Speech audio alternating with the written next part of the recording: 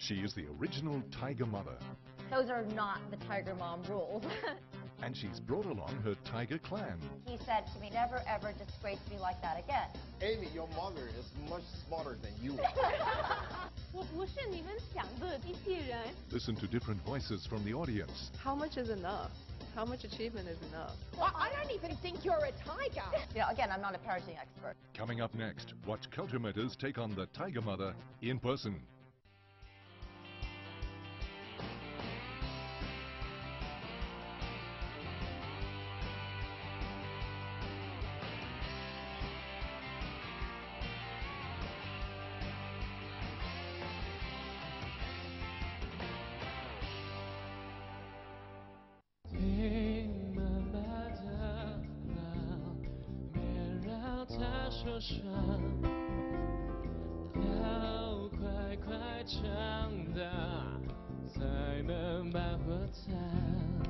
Culture Matters!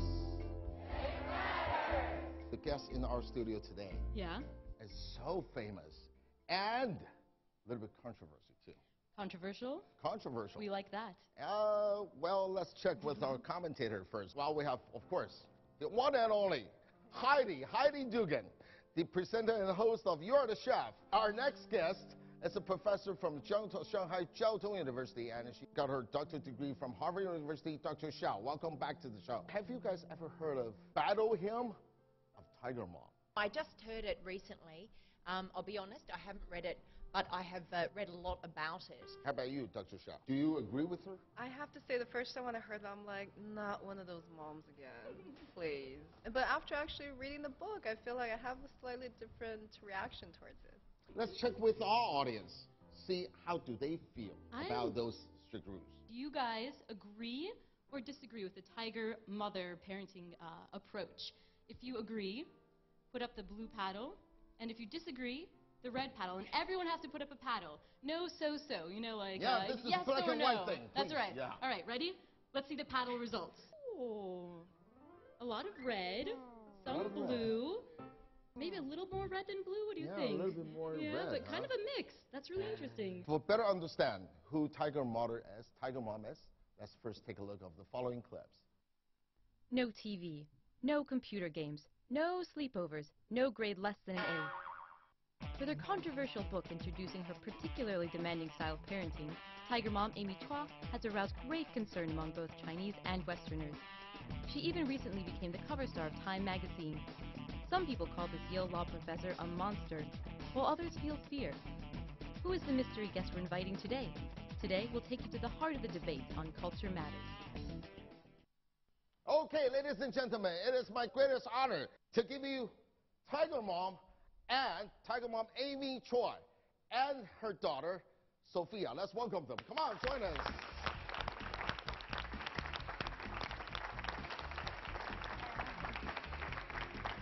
Thank you. Have a seat, please. Hey, Sophia. Nice to meet you. Have a seat, please. Wow. Do you really have to sit that close to your mom? Oh, thank you. No, I'm just kidding. Okay, why do you name yourself like a tiger mom? Well, the title in English is Battle Hymn of the Tiger Mother. Yeah? And the reason that I chose Tiger Mother is because I was born in the year of the tiger.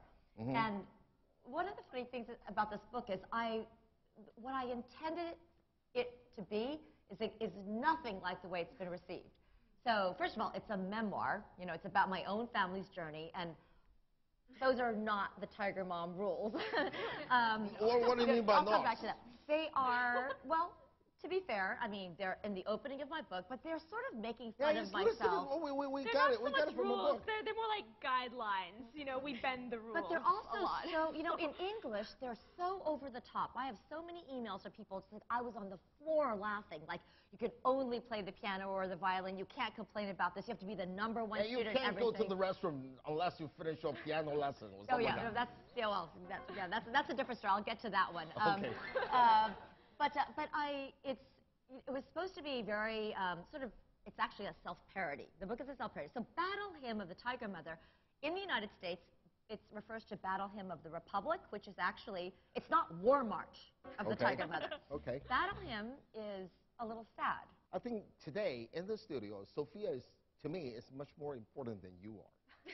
Because she's the one, she and her little sister are the one to follow these rules. Sophia, you can sit over on the other end of the couch, please. Okay. No, I mean, just kidding. Okay, anyway, how do you feel? Tell me exactly, how do you feel about those rules? Well, I mean, I kind of saw those rules for the first time when she wrote the book. They weren't really how I was raised. You were saying that your mom is telling something which is not true?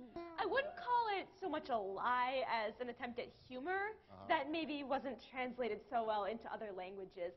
I think in English, when people read the whole book in context, you kind of see that she's not totally serious about that. She definitely wasn't serious about that when I was growing up. I mean, I can attest I've had at least a couple play dates and sleepovers growing up. There's truth and jest. I mean, there's truth and jest. I would say those rules were applied very strictly to me by my own parents. Are you sure? Are you serious? I'm sure, and with no humor. So, no humor. They applied it to me straight. No boyfriends in high school. They didn't think that was funny. They really thought that was, an A- is a bad grade. I think that's what my mom thought. Well, you were still kind of serious about that one. So. Oh, okay, yeah, maybe that one. So Okay, that's good. That's good. I like you. I like you telling the truth. Yes, please. Yeah. So, but I was raised in the United States myself. And I had a little bit of complaints about my own parents, too. I wanted to play the flute when I was little.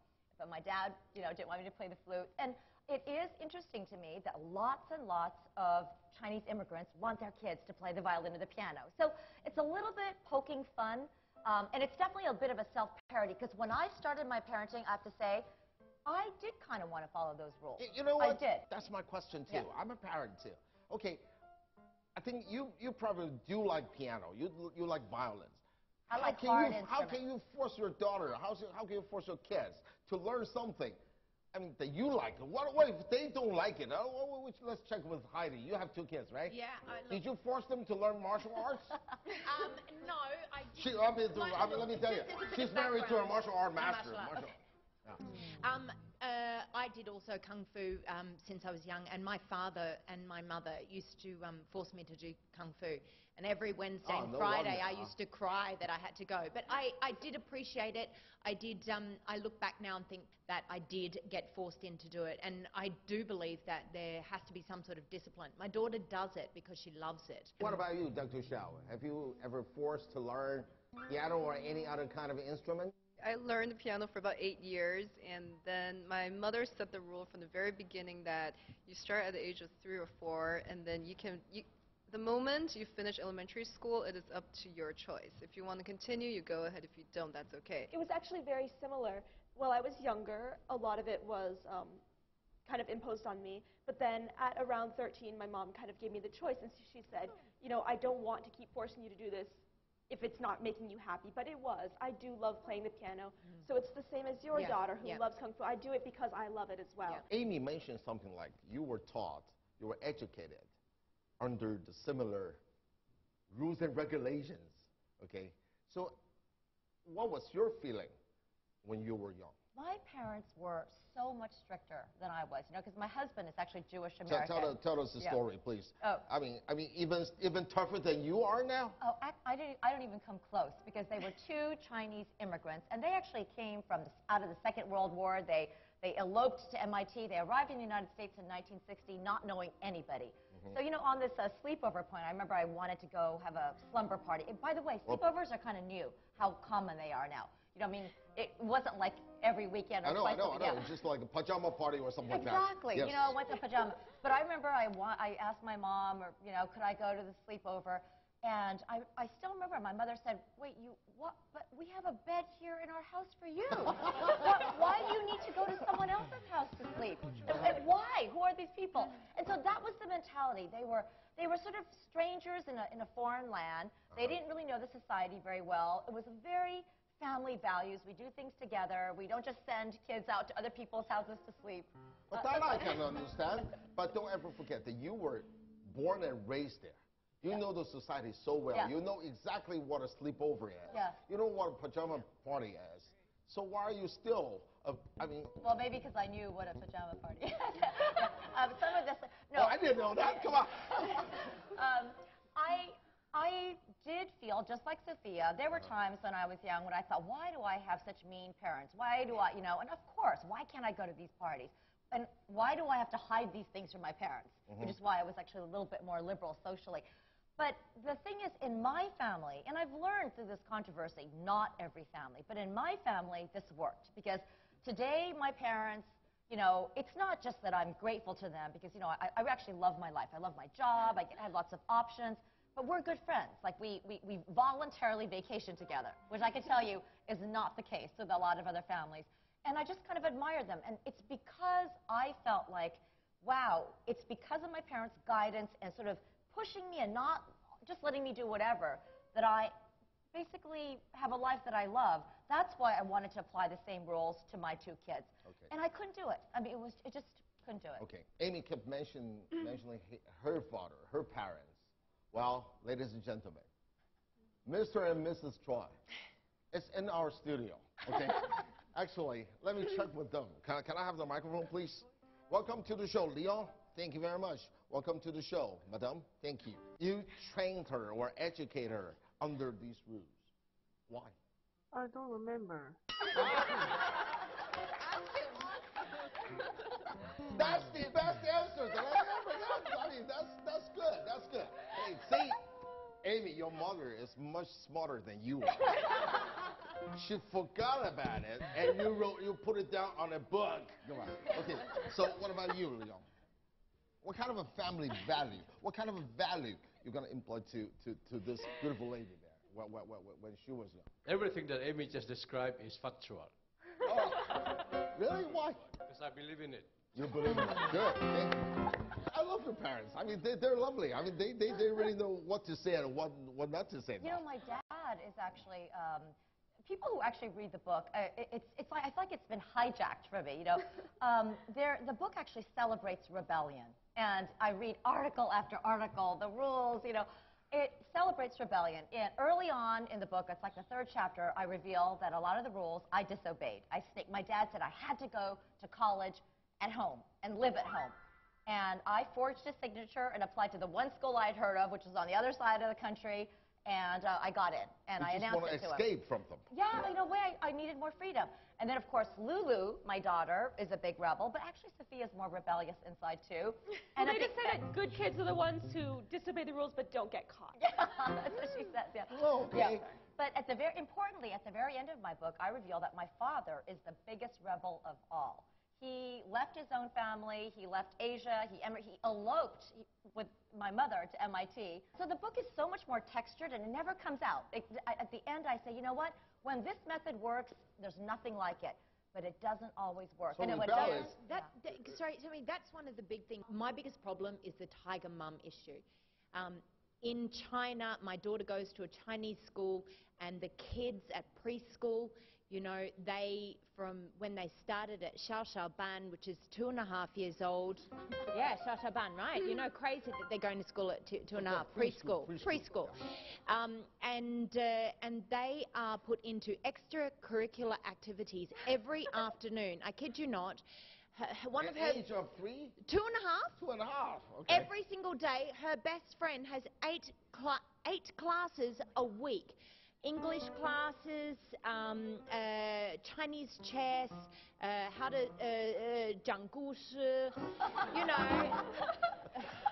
crazy. Not one of them is sport. Not one of them, except for piano. Of course, they've all got to do the piano. God knows why everyone has to do piano. I hate it. Sorry about that. And I worry that with a continued study like that, with continued pressure, that those kids are going to be what I fear, and what I've been brought up most is basically slaves to a company, slaves to education. I was very touched by the very opening of your book. If I could just read it real quick. You said this is supposed to be, and used italicized, right? It's supposed to be a story of how Chinese parents are better at raising kids than Western ones. But you wrote, Instead, it's about a bitter clash of cultures, a fleeting taste of glory, a fleeting taste of glory, and how I was humbled by a 13-year-old. I was about to cry when I read that, because immediately I picked out that you're actually trying to talk about a struggle. You're trying to talk about a struggle of a mother, and you're trying to be funny and witty, but at the same time honest about it. But I also noticed that I feel like sometimes you would resort to your values or the way you raise your kids to this East versus West, perhaps because you don't know why your parents set the rules, but you inherited them, you see the merits in them, and then you're in America where facing other people, they have different rules, and then you're Different like, lives. okay, then maybe it is because I have this Eastern Chinese. So what I'm saying is the setting and the background is so important. Yeah. Had you actually raised your kids here, maybe you would have been the liberal mom. I love what you just said, and it's weird because that is the opening line of my book, and it appears nowhere. I mean, that's what the book is about, and I feel like, how much clearer can I be what the book is about, right? Maybe they start with chapter 1, so they Well, you know, that's on in the English version. It's on the cover, those lines. But not in the Chinese version. But I totally agree with you. My book was directed to an American audience. My kids were growing up in exactly the opposite context of what you just described. Yeah. Right. And so there, I felt like, with this Western environment, which is the kids do not study that hard at school, they get out at 3, and then there are these play dates and sleepovers. And there's no extracurriculars in preschool. So. Right. Oh, yeah. And so then I was trying to counteract that by being stricter. Just some of the students I was talking to on this trip were saying that when they were in high school, they basically studied till 10 p.m.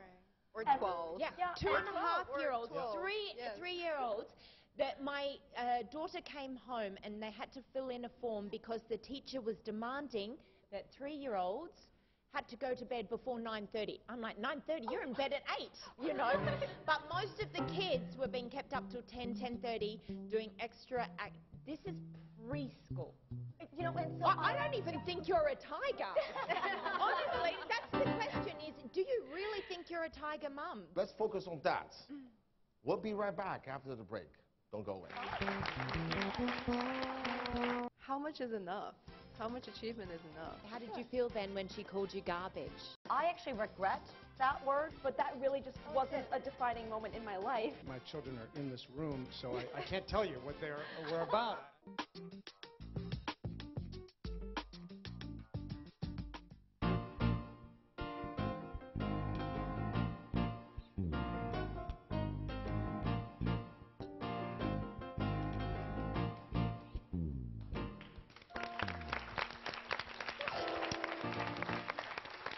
Very good. I'm actually sitting next to a gentleman who's been called the cat father of Shanghai. Oh. So I would like to know what your reaction is to this parenting method. 我觉得尊重孩子自己的选择非常的重要，让孩子快乐的成长，也不一定就不能做出成绩。我的女儿呢，从小喜欢跳舞，她坚持跳舞12年，然后我觉得这个跳舞的过程当中，培养了她的自觉性和自信心，她的学业和功课也都很出色。去年呢，她在上海也考取了哈佛大学，很高兴今年和虎妈的女儿成为校友。Allison, I think we did some research, right? I think we did. Okay, let's take a look above screen. Amy, did you ever imagine, okay, the criticism would be so fierce? No, I never imagined in a million years. I was so excited about this book coming out. That was going to be so fun. On the second page of my book, I think I explain that when I'm using this term Chinese mother, I don't mean Chinese by ethnicity, that there are lots of Chinese people that don't parent this way. But can I cut in something? But interestingly, there are also parents like my parents who decided to go the other way. My parents, because they were in the U.S., and they learned, quote-unquote, the Western way, so that they decided that we're going to break away from the traditional educational system. So I was wondering if I can probe, do you think that the fact that you were raised and born in the U.S., was it actually an issue with Asian American cultures versus the mainstream American culture that went in conflict, which made you feel like, okay, this is how I'm going to actually get ahead? Yeah, and represent yourself in that environment as a Chinese. If you had asked me what models I had in my mind when I wrote this book, I would have said David Sedaris, who was a very comic writer. I would have said Nabokov's Pale Fire. I love books with unreliable narrators. I mean, I had in my mind to be, I actually hoped that there would be more of a literary, acceptance of the book. I thought it was a very complicated book. It's purposely full of contradictions. Right. And, like at the last page of my book, again, nobody pays attention to this. I'm going berserk again. Again, I'm making fun of, I'm foaming at the mouth, turning purple. And I say, do you think America's founding fathers had sleepovers? I think our founding fathers had Chinese values. And then I have Sophia say, because she actually did, I hate to tell you this, Mommy, but if our founding fathers had them, then they're American values. So I precisely am trying to raise these questions. And it's hard for me to answer the question because I am an academic and I've written academic books, right. But this is not a piece of academic, it's not even Asian American right. sociology. Right. It's just a little bit, it's a satirical kind of offbeat memoir, Okay. And when you talk about the terms, you should see my legal articles. I got the record for most footnotes. I define every term. When I defined ethnicity in my previous article, the definition ran 4 pages right. of what I mean right. by ethnicity, right? Social construct, right. all this stuff. If I had to define what I meant by Chinese mother every time, the book just wouldn't read the same way. Right. You're married to an American guy, Mr. Rubenfeld, okay? A Jewish American, a law professor at Yale University, just like you. And his first name is Jed, right? Yeah, Jed. And Jed is in our studio right now. Let me check with him, see how he feels about Tiger Mom's parenting method. I had a couple here in the studio before, and they were arguing about the mother would never let the young little boy have potato chips. But the father says, well, it is okay, I have potato chips, I do know. I always have potato chips. So they got into a serious fight. Have you ever engaged in that kind of a situation with Amy before? I don't remember.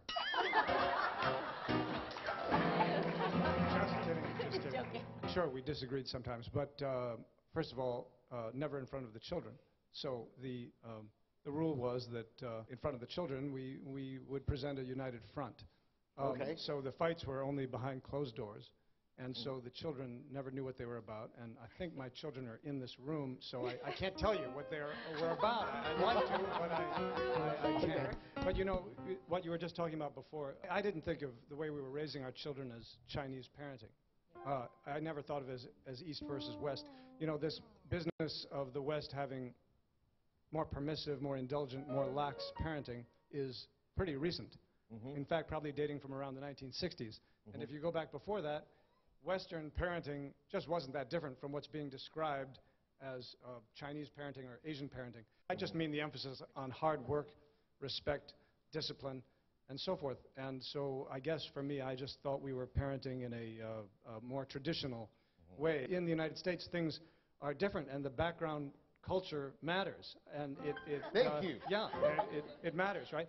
And so, so we have issues about how our kids are doing in the United States that maybe you don't have here. We have alarmingly high levels of alcohol abuse. We have alarmingly high levels of drug abuse among yes. children. We have alarming levels of teenage pregnancy. These are not problems caused by too much structure. They're caused by too little structure. So if you're in the United States, I think it's very important to bring more structure and more expectations. So I can tell you that the degree of freedom and permissiveness that we are giving to our children in the United States right now is not leading to more happiness. It's not. We all want our children to be happy, but the way things are being done in the United States right now is not leading to that. That's a very good point, yeah. It's an interesting thing that you say that, because it's one of the things that I think every mother, when their child is a baby, is that sort of decision on whether, simple things, whether you should let it cry itself to sleep, whether you should let it get down from the table and eat, just basic things. And I have found that, in my experience, that having some discipline and some ground rules, that they feel more comfortable and then are really able, because the basics are set, they can then express themselves a lot better themselves naturally. And I think, that is one of the nice things that's come out of Amy's book, is that discipline is a good thing. You mentioned about happiness, right? How do you define happiness? But my question is, do achievements actually guarantee happiness? That's one thing. And also, how much is enough? How much achievement is enough? I think that's easy in your case. I don't know about for everyone else or what the general idea of this is, but for you, the impression I always got was, well, okay, let me explain. There were definitely some friends I had in school growing up who felt that the love that their parents gave them was linked to how well they did either in sports or in school. So they felt, if I don't get first place, my dad won't love me anymore. He won't love me as much if I'm not the top student in the class. With my mom, I never felt that the achievement was linked to affection. I always kind of felt that achievement for you was linked to my own confidence. Like it was always just a means to becoming like a bigger, stronger person. I don't know. So I never felt like I have to be the top pianist in the world. Sophia, so can I just stop you? How did you feel then when she called you garbage? I don't even remember that incident, honestly. I mean, we have to agree that it happened, or people will call all the incidents in the book into question, but that really just wasn't a defining moment in my life. I mean... I want to take this opportunity because I've seen that people are like, oh, when their daughters don't play piano well, then they get called garbage. Again, people who haven't read the book. So I was called garbage once, this is the Chinese translation, by my father, and only once in my whole entire life. And I also used that word with Sophia once. I can remind you of the incident. Can you share with us, please? Well, I'll tell you, I certainly remember when my father did. I did something that is probably pretty common in Western culture. I think I was about 16 or 17, and I had a fit against my mother, and I said, shut up, I hate you, whatever. And, you know, this kind of thing maybe happens a lot. It does happen a lot in Western society. Not in my household, that is taboo. You don't do that. That's and true. my father said to me, he pulled me aside, and this, I still remember it. He was like, he said, like, I don't care how great you think you are. I don't care how good grades or what if you cannot respect your mother after all she's done for you, and you cannot show simple, gratitude, then you are worth nothing. And, and maybe that, the idea is, was that scarring? Did that, eliminate my self-esteem? No. For me, the message was, shame on you. And you know what? Maybe if your self-esteem was knocked down a little bit, maybe it deserved to be. Right? Like, what is this entitlement? When I used that word for Sophia, it was once exactly that kind of a situation. I was different. I actually regret that word. Like, I wish I'd said shame on you instead of that. And the book is filled with moments I'm not proud of. I mean, it's not a book that celebrates, every moment. I think it does depend on the kid. Yeah. Because for me, personally, I don't judge my self-worth on what other people say about me. And of course it hurts when people criticize you, but that's never been the top factor in determining my own self-esteem. But I'm sure for a lot of kids, especially if that's a repeat thing where that happens every day, every time you make a mistake, I can definitely see how that would be hurtful. Yeah. I think there are, I don't want to speak for entire cultures. I just want to speak about individual family context. A lot depends, If you have a context of love and respect, I mean, my father used some harsh words. Another startling story in the book is when I got second place in a history contest, and I brought my father to the award ceremony, and he said to me afterwards, I was in 8th grade, never ever disgrace me like that again. I've been asked about the story so many times. Like, second place. Yes, I was second place in a history contest where somebody else had won best all-around student in something. Excuse me, yeah. And what's funny, and I think in another context, that could be terrible. You're a disgrace. I have to tell you, I was always this kind of like daddy's girl, spoiled. My dad is the person that has given me the most confidence and inner strength. And when he said that to me, what those words meant to me, maybe not to other people, were, you know what, I think you're slacking off, and I think you can do better. And it's funny, I actually had been. I remember that I started hanging out with a slightly different group of friends. I did a couple of bad things, and he was right in my case. So I'm not speaking for anybody else, but for me, those words were just like, wake up, shape up, and he was right, just in my case. The fact that your kid has to practice 6 hours or 10 hours, does that actually lead to the ultimate goal of raising a human being who knows how to respect, how to have integrity? Absolutely not. I mean, and happy. I was going to answer your question about achievement, that for me, it's actually not about achievement at all. For me, happiness is the ultimate goal. But secondly, it's not even as achievement as a way to happiness. It's just, to me, it's about being the person who believes in your child the most. This is how I received it from my parents, and not letting them give up, even if they start to question themselves, and basically helping them achieve their potential. When Lulu rebels at 13, she, even though she was a beautiful violinist, I would never have pushed, by the way, if she had hated it, right? But it was this love-hate thing. Yeah. She was concert master, she was beautiful. And when she said to me, I hate the violin, I hate my family, I hate you, you're the selfish mother, you make me feel terrible about myself. I mean, the book is pretty self-indicting. It's so pretty brutal, you know. I changed. Tell me, how did you feel when you heard?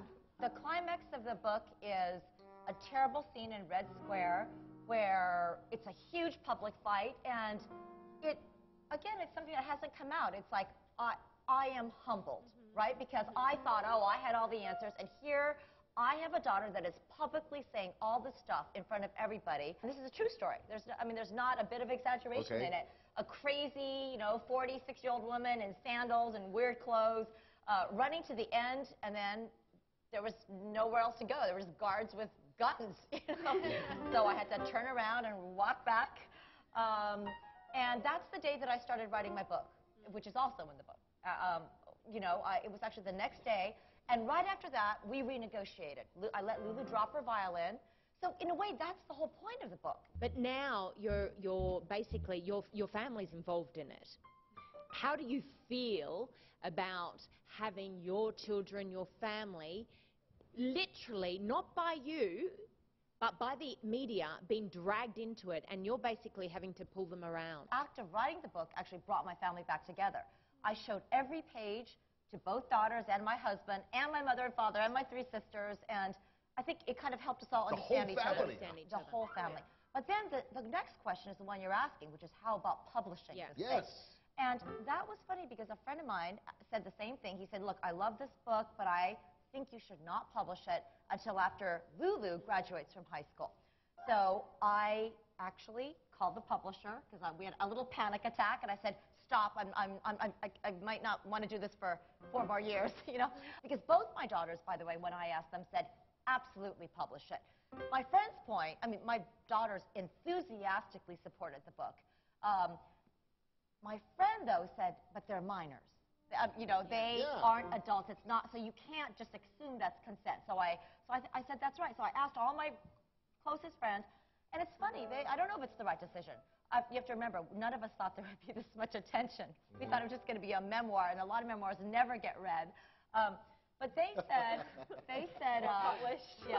and they said, you know what, for lots of other families, we would probably say no. But knowing your relationship, your family, they said, go ahead. If we could just backtrack and just ask a very simple question.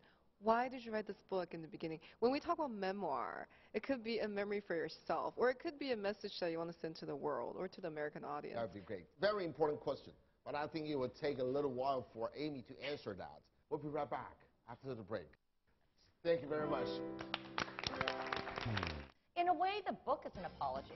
It's got to be in some ways, some of the most frustrating months of my life. This young lady here speaks perfect Chinese. So going to Harvard is your own choice, right? I have so many regrets. She doesn't know a lot about computers, so she just didn't know I was playing a lot of computer games. I'm just going to say that.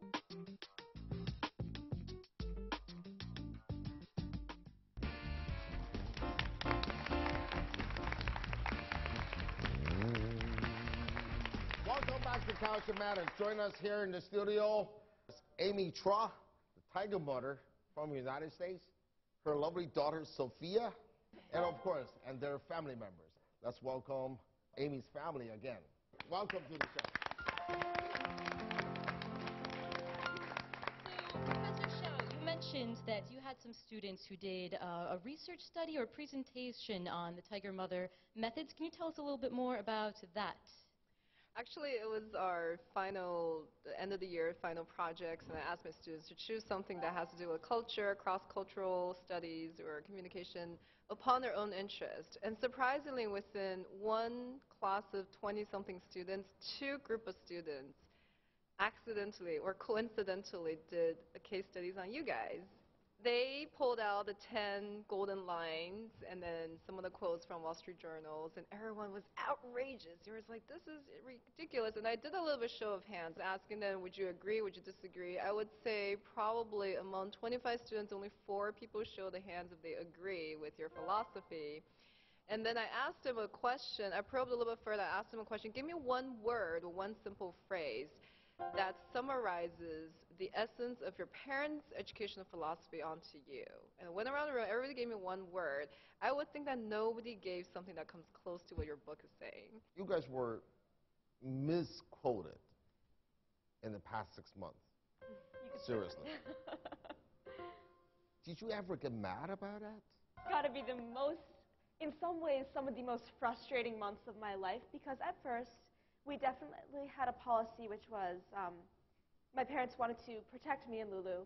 So they said, you know, no matter what these people say, they don't know you, they don't matter, and just ignore it and don't respond. You're just going to live your own life and let this happen. But it started to escalate so much that that just wasn't possible. So especially online, everyone feels that they have the right to voice their opinion anonymously, really cruelly, without necessarily having read even the Wall Street Journal article. They'd be like, well, I saw this headline, and I didn't read the article or the book, but here's what I think, and I think these kids are awful. I think their parents are evil. What was the headline? What was the headline? Why Chinese mothers are superior. She didn't write it. The Wall Street Journal came up with it. And it got really painful. And at a certain point, I said, Mommy, can I just write something, please? May I go out there and make a statement? Because all these people are calling me a robot, a meek, destroyed, spiritless creature who just obeys the system and my mother. And I just, not me. I published a piece in the New York Post, and I just tried to clarify some things. Obviously, only a fraction of the people who read anything to do with the Tiger Mom controversy read what I wrote, but it felt a lot better just to have my own voice out there. I think Lulu agrees. So I also started a blog. So my mom said, please, you can't do this. Oh no, people are going to criticize you so much. And I said, Mommy, they criticized me already. I'd rather be criticized for something I said than for something that the world thinks I said, even though I didn't. I have to tell everybody that this young lady here speaks perfect Chinese. 中国社会里面也有很多人在批评你们，特别是批评你妈妈。用中文回答我，对这些中国观众，用中文告诉他们你的感觉是什么？我不是你们想的机器人。虽然呢，从小妈妈逼我弹钢琴、写作业，挺幸运，我自己特别爱弹钢琴，我也特别喜欢读书。这种我觉得小的时候我特别快乐，我觉得她是个特别棒的妈妈。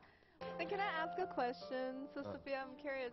What are your dreams, and what do you think? What ways has your mother helped you to give you what it takes to realize those dreams, maybe in the future? You know what? I love that question because it implies that I have my own dreams, not just what my mother is. Yes, and I'm sure you have your own dreams. And I do love writing different ways. I mean, my dad's published a novel. They've both published academic books. Now my mom has a memoir. I'm not sure what's left. But I would love to try to find some kind of niche because I feel that writing is a great way to express yourself. I don't think I'll be a pianist. I don't see myself going pre-med or pre-law or any of the real kind of strict and narrow paths. I'm really looking forward to college next year, kind of exploring different options. So going to Harvard is your own choice, right? Oh, yeah. Oh, that's the great thing. She doesn't know where I applied to college. Every day, even now, she's like, when are you hearing back from Princeton? I'm like, Mommy, I didn't apply to Princeton.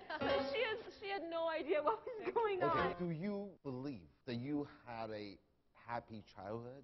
Oh, yeah. Okay, now, especially as comparing to all your classmates, all your pals. First of all, she doesn't know a lot about computers, so she just didn't know I was playing a lot of computer games. But you don't need an Xbox to play computer games. Anyway, but I do feel I had a really happy childhood. First of all, I had incredibly loving parents. I had a great sister who's one of my best friends. And I think, first of all, that's one of the biggest parts of a happy childhood that a lot of people overlook. What would be that one word or one line that would describe what your mother has left for you in her education journey? It's so hard to say that now. If you had asked me that question before the book came out, I would have said Asian.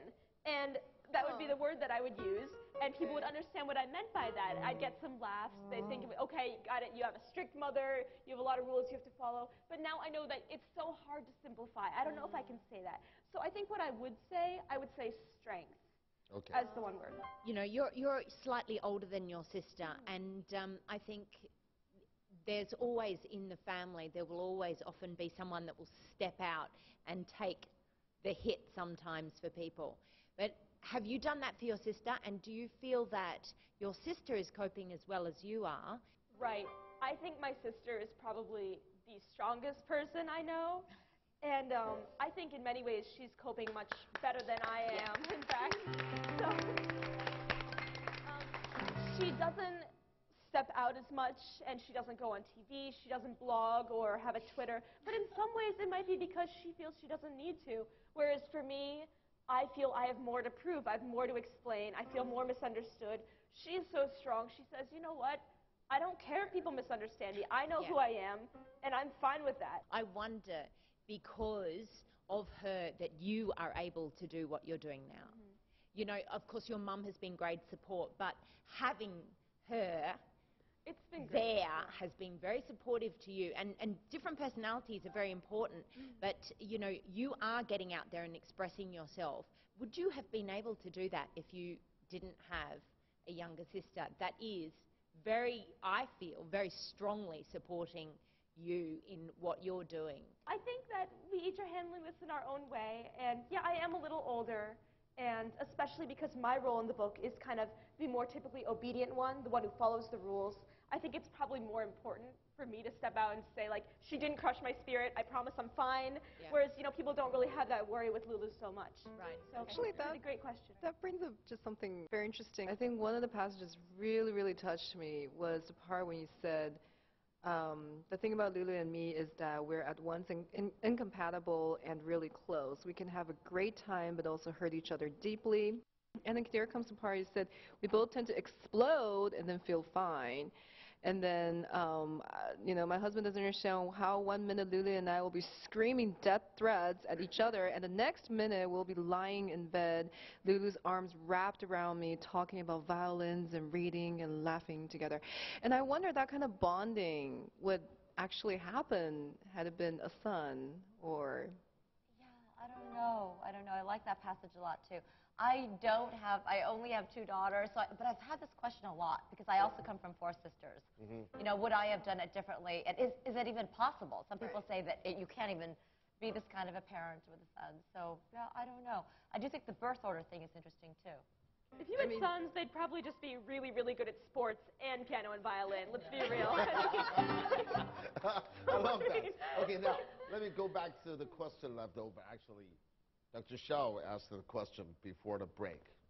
I think the question was, why did I write this book? That's true. And that part is actually really easy because the coda is actually true. I wrote the book genuinely in a moment of crisis, and it just poured out really in 2 months. So it was almost like a diary. You know, it's almost unedited, this thing. And sometimes I feel like it's funny. People will be like, look, she did this stuff, as if they caught me. And I have to be like, wait a minute, I put it in the book, right? I mean, I wrote the book, right? So, but I think the really interesting question is why I published it. And I think the true answer is because I'm proud of the book. I mean, nobody else seems to get it, but I love the book. You know, I think it's very complex. I think it's quite clever. It's full of contradictions. It raises lots of interesting issues. I'm proud of my family, I'm proud of my girls and my relationship with them, and I'm proud of the way they have weathered the storm and the family's stayed even stronger through this. So I guess that's why. You have never regrets? I have so many regrets. I regret harsh words. I regret all the times I lost my temper. Okay, speaking of those regrets, have you ever said sorry or apology to your daughter? I do. I'm not so sure that that's actually, you know, again, I'm not a parenting expert, but I have said sorry to things. In a way, the book is an apology. You know, the book is It's an acknowledgement. Yeah, it's an acknowledgement. But while I have lots of regrets, again, I would basically do the same thing again with some adjustments. And I'm not saying it's for everybody. I'm not saying it's the right thing. I'm not saying it's an Asian or not Asian thing. Just for my family. In the bottom of your heart, what would you like to say to the readers or non-readers of the critiques or television viewers and whatever? I intended my book to be received in a much more universal way. And I have to tell you, I haven't only received negative emails. I mean, I have a lot of people, the book touches a lot of people. A lot of people who don't parent like me, and they say, oh, this is a struggle of a mom. Right? We all bring baggage. We all bring cultural baggage, psychological baggage, whatever baggage. We all try our best. We all make mistakes. So that's how I intended it.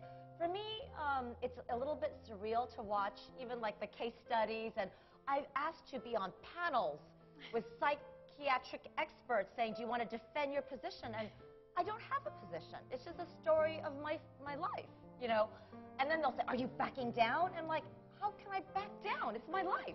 In other words, you're not suggesting any other family or any other parents to do the same like what you did. I am not. I really not. I really believe there are many ways of being a good parent. That doesn't mean that I don't have views. The book definitely has a strong point of view. I believe we should assume strength, not weakness in our children. I believe self-esteem has to be earned. You know, I believe in lots of things, but that's not that I want to teach other people. It's just what I believe in because it worked for me. I got it from my parents. That's all. After all this kind of explanations, we're just trying to get better understand of the tiger mother and her daughters and her family members. Let me ask this gentleman here. 听完了这一切，您觉得跟您最早听到的对他的印象有改变吗？你觉得现在？跟我原来读书的时候啊，就是看那个《虎妈战歌》的时候，还是有很大的差别。我以前只觉得说，教育方式是要因人而异，因材施教。现在其实我更明白，因为在不同的文化背景下，在不同的国度，教育方式也应该不同。其实我和虎妈的教育思想、教育方法虽然不同，但是我们的目的都是一样的，就是让孩子能够健康的成长，能够活出自己的精彩。That's very important point. You know, I've said this for several times already on my show. Kids is kids. Parents, what we should do is just give them a loving family. This is it for today's Culture Matters. Thank you, Amy. Thank you, Sophia. Thank you, Lulu. Thank you, Jess. And thank you, Mr. and Mrs. Chua. See you next time. Bye-bye.